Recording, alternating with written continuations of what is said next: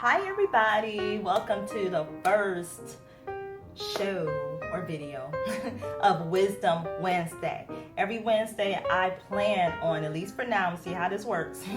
Every Wednesday I want to drop some wisdom nuggets on you about whatever I feel like I should talk about, okay? Well, today's we're going to talk about budgeting, because that's one of the reasons why you're probably on this channel in the first place, because the name of it is Broke Girl's Guide to Beauty, because it's teaching you how to look good and great on a budget.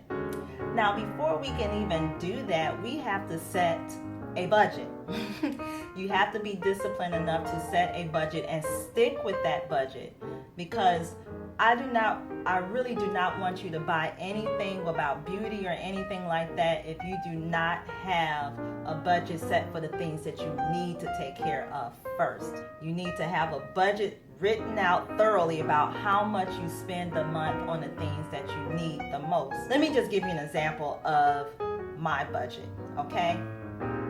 First thing, I set aside money for the Lord, tithes and offering, 10% and maybe extra for an offering. I always see that money back in a multitude because I'm sowing into good ground. I'm sowing into a ministry that has pure good ground. Now, this probably will be another video, but I have to say this. If you are a tither and a giver and you're not seeing any returns, it seems like you've been more cursed than blessed, you might want to check the ground you're sowing into. All right, now, after you have done that, you want to set aside money for your living expenses, rent or mortgage. You want to pay for your utilities, the utilities that you need, okay? That's electric, your water bill, your gas bill, things of that nature, all right? Trash and recycling, you know, all of that good stuff, because you got to take care of that. You can't keep that trash in your house, you know what I'm saying? That ain't too cool. So the next thing, you have those basic needs, your household. You got to eat, right? You got to eat. I know you're wondering, like, why didn't you do that first about the eating before the living in the home and all that other stuff and utilities and stuff like that? Because based off of what you have left after you've taken care of those things, you're going to base your grocery bill out of that. Now, we want to still have extra for other things like, you know, your cell phone, and try to get a cell phone or a plan that works with your budget, that is within your budget. Be honest with yourself. That's the only way you're going to prosper in this thing. I will only buy things and buy food that, you know, is not that expensive. Try to stick to things that would nourish you, but things that you need. Don't go overboard. Do not ever go to the grocery store when you're hungry.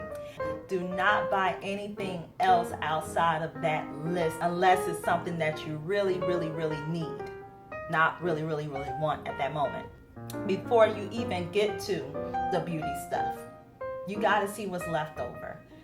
Once you see what is left over, I wouldn't even spend all of your money on what's left over, because again, you want to try to get on top of your finances, your budgeting. I would have some set aside for saving. I would have some set aside for assets, and I'll talk more about assets in another video because there's so much to that. But I'll give you a quick example of an asset.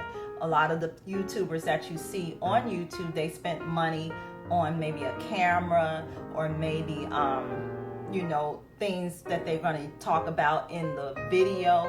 Those are assets because they're going to make money off of that asset. They're going to see it back in a return and multiply. That's an asset. Once you have some money saved, and it doesn't have to be a lot. It could be $5 per check that you save and that you don't touch. Seriously. It could be $1 that you save per check and you don't touch. You only touch this money if it is an extreme emergency. An extreme emergency. And then you have your asset money. And think smart about that, okay? Now, after you have that together, then you have some money for some clothes to build or rebuild your wardrobe.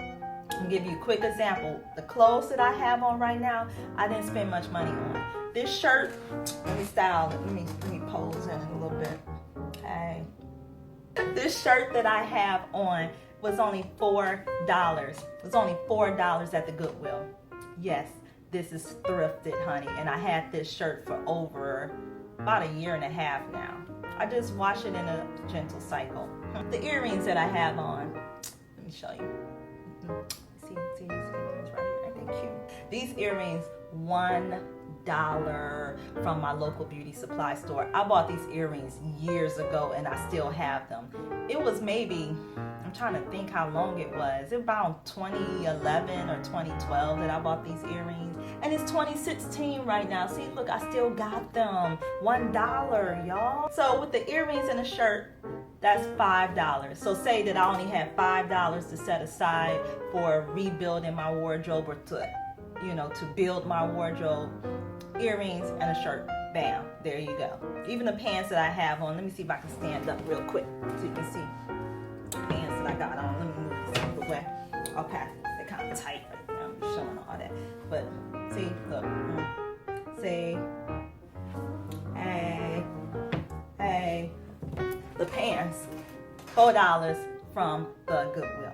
How much? $4 from the Goodwill. So if you add the whole outfit together, 4 plus 4 is 8 plus 1 is 9. Less than $10 for the whole outfit.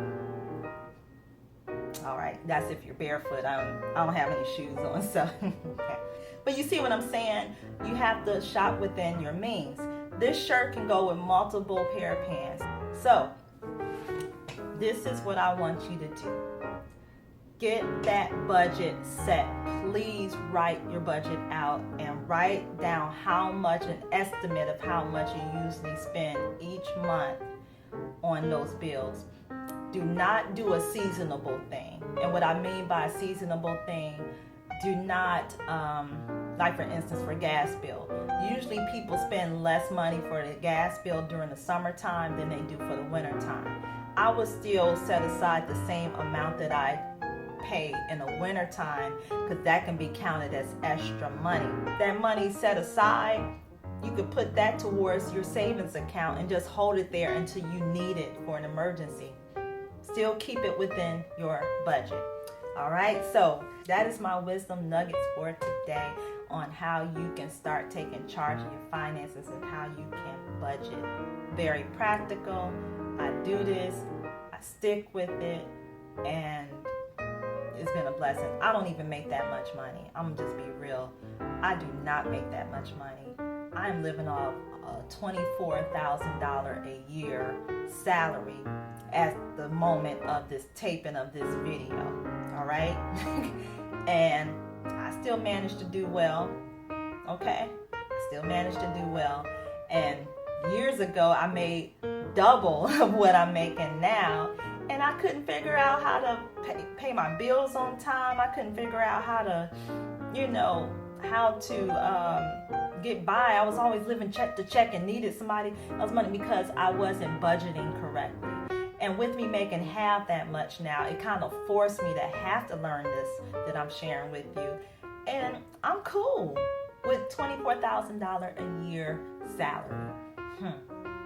Hopefully this video gives you hope and let you know that you can set a budget successfully, be able to still save money, still be able to buy assets, and still be able to build your wardrobe slowly, but definitely, surely, if you pick the right stuff. All right, so you guys be blessed.